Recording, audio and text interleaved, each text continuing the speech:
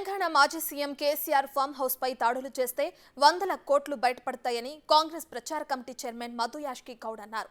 ఢిల్లీలో మధు యాష్కి మాట్లాడుతూ 16,000 కోట్ల రూపాయల మిగులు బడ్జెట్తో సోనియా గాంధీ తెలంగాణకు ఇస్తే రాష్ట్రాన్ని బీఆర్ఎస్ దోచుకుందని మండిపడ్డారు.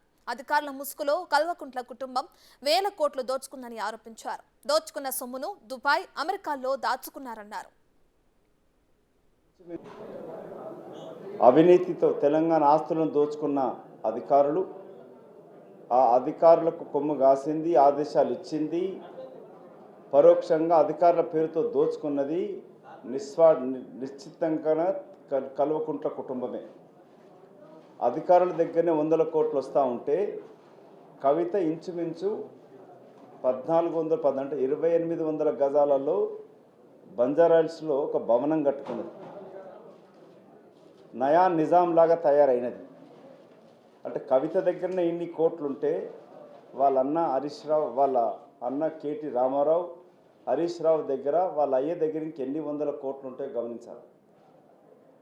కేసీఆర్ ఫామ్ హౌస్ మీద దాడి చేస్తే కొన్ని వందల కోట్లు బయటకు వస్తాయి. 10 సంవత్సరాల లోపలనే టీఆర్ఎస్ పార్టీ యొక్క అఫీషియల్గా ప్రకటించిందే 855 కోట్ల రూపాయలు వాళ్ళ పార్టీ ఫండ్ కొన్నట్టు చెప్పుకుంటా ఉన్నారు. తెలంగాణను పూర్తిగా దోచుకున్నది కేసీఆర్ కుటుంబ సభ్యులు. మిగతా దేశాలలో అయితే ఇంత అవినీతి కూరుకుపోయినామని ఉరిదీస్తారు. కాంగ్రెస్ పార్టీ రేవంత్ రెడ్డి గారి నాయకత్వాన్ని ఉన్న ప్రభుత్వం ఇటు కేసీఆర్ కుటుంబ సభ్యులని, వాళ్లకు సహకరించిన అధికారులను వదిలిపెట్టే ప్రసక్తి లేదు.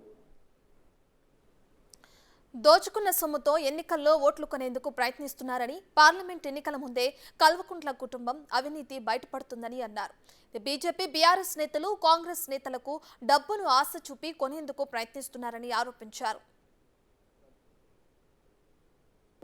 ఇంకా 2 నెలలకు అయ్యే ముఖ్యమంత్రి అవుతారని చెప్పి లేకపోతే బీజేపీ నాయకులు, టీఆర్ఎస్ నాయకులు కాంగ్రెస్ ఎమ్మెల్యేకి డబ్బులు ఎలా చూపిస్తూ ఉన్నారు.